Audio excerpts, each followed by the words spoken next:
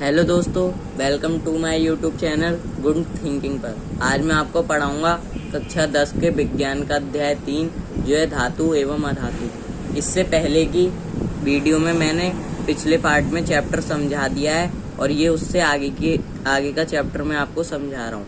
तो आइए समझते हैं सक्रियता श्रेणी के बारे में। तो देखते हैं सक्रियता श्रेणी क्या होती है। तो दोस्तों देखिए, वह सूची जिसमें धातु को क्रियाशीलता के अवरोही क्रम में व्यवस्थित किया गया है सक्रियता श्रेणी कहलाती है। सक्रियता श्रेणी क्या होती है? वह सूची जिसमें धातुओं को क्रियाशीलता के अवरोही क्रम में व्यवस्थित किया गया है सक्रियता श्रेणी कहलाती है। अब देखिए, इसमें हम क्या जानते हैं।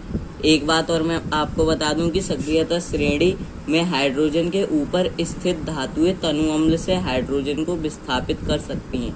सक्रियता श्रेणी में हाइड्रोजन के ऊपर स्थित धातुएं तनु अम्ल से हाइड्रोजन को विस्थापित कर सकती हैं। और दोस्तों इसमें ये चार्ट है, आप इसे समझिए।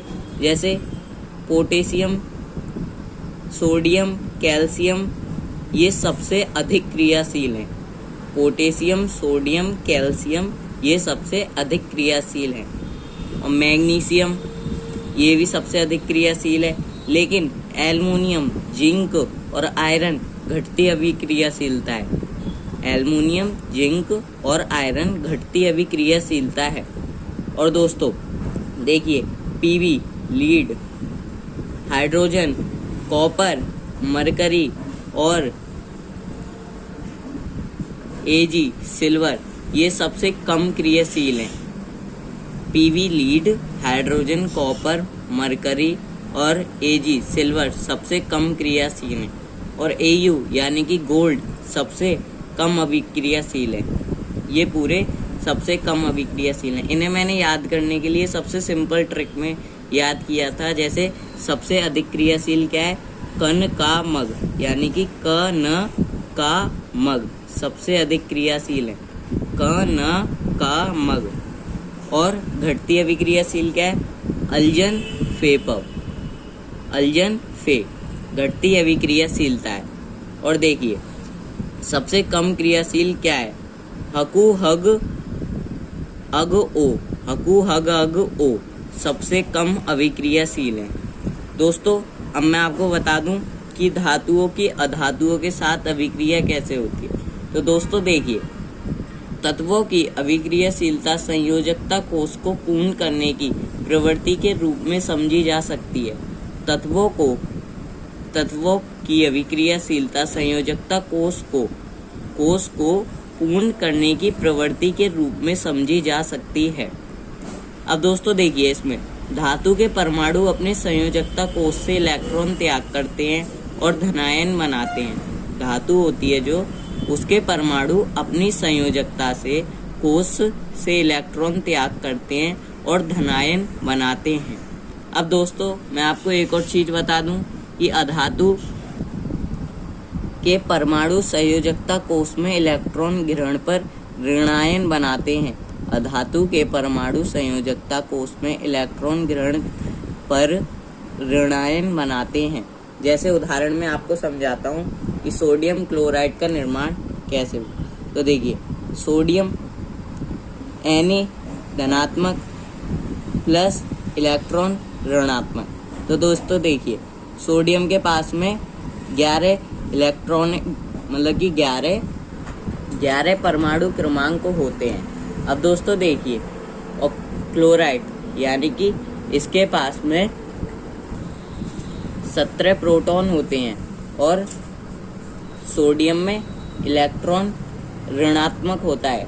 अब देखिए, हमें इसे 10 बनाने के लिए, मतलब सोडियम के पास में 1 प्रोटॉन ज़्यादा है तो हम इसमें से क्लोराइड को 1 प्रोटॉन दे देंगे। तो देखिए, पहले ये 17 थे, अब ये 18 हो गए। क्लोरीन ऋणायन में है। ओके, अब देखिए, सोडियम प्लस इलेक्ट्रॉन माइनस में, यानी कि ये 10 है। हमने क्लोराइड को 1 प्रोटॉन दे दिया था, तो अब इसमें हो गए 18। पहले कितने थे? ये 17 थे। तो देखिए, अब हमने इसका चार्ट बनाया। सोडियम है, अब देखिए क्लोराइड में 1 2 3 4 5 6 7 हमने 1 दिया इसे, तो यहाँ पे हमने डॉट बना दिया। तो यहाँ पे कितने हो गए 8। कितने हो गए 8। अब देखिए आपको समझ में आया होगा कि Na सोडियम के पास में 11 प्रोटॉन थे, फिर इससे हमने और इसके पास में 17 थे, तो हमने इसे 1 प्रोटॉन दे दिया तो ये 18 हो गए। इसके पास से एक गायब हो गया इलेक्ट्रॉन, यानी कि इलेक्ट्रॉन प्रोटॉन माइनस हो गया। अब देखिए ये सोडियम धनायन में इसमें कुछ भी नहीं है नेगेटिव, इसमें हमने 1 दिया था इसको तो इसलिए नेगेटिव में आएगा। तो ये क्लोरीन ऋणायन में हो गया क्योंकि क्लोरीन को 1 प्रोटॉन की आवश्यकता थी। अब देखिए सोडियम धनात्मक, फिर हमने Cl लिया, इसको हमने 1 प्रोटॉन दे दिया था तो यहाँ पर हमने डॉट बना दिया उस प्रोटॉन की जगह पर। अब हमारे पहले कितने थे 1 2 3 4 5 6 7, हमने 1 देने के बाद यहाँ पर 8 हो गए। अब आइए समझते हैं आयनिक यौगिक क्या होते हैं।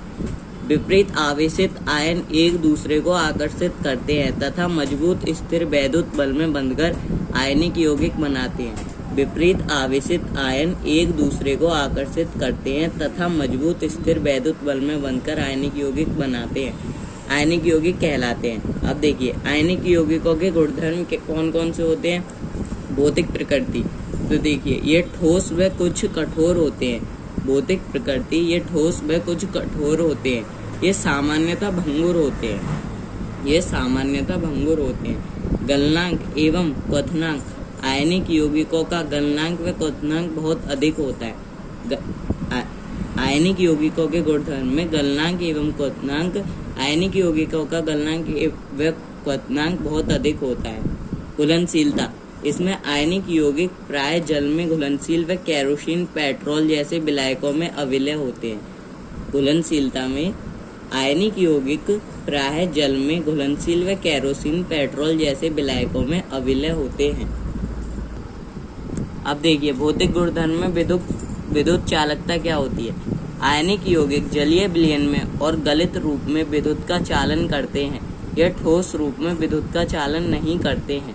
आयनिक यौगिक जलीय विलयन में और गलित रूप में यानी कि सॉफ्ट चीज में विद्युत का चालन करते हैं तथा ये ठोस रूप में यानी कि हार्ड रूप में विद्युत का चालन नहीं करते हैं। अब देखिए धातुओं की प्राप्ति तथा धात्विकी क्या होती है। तो देखिए खनिज, यानी कि खनिज क्या होता है। पृथ्वी में प्राकृतिक रूप से उपस्थित तत्वों एवं यौगिकों को खनिज कहते हैं। पृथ्वी में प्राकृतिक रूप से उपस्थित तत्वों एवं यौगिकों को खनिज कहते हैं। और अयस्क किसे कहते हैं। वे खनिज जिनमें धातु अधिक मात्रा में पाई जाती है और उसे निकालना लाभकारी होता है, उसे अयस्क कहते हैं। अयस्क क्या होता है। वे खनिज जिनमें धातु अधिक मात्रा में पाई जाती है और उसे निकालना लाभकारी होता है, उसे अयस्क कहते हैं। तो आपको समझ में आया होगा कि धातु की प्राप्ति, धात्विकी, विद्युत चालकता, खनिज, अयस्क, ये सब क्या होते हैं। इससे आगे का मैं आपको अगली वीडियो में समझाऊंगा। धन्यवाद।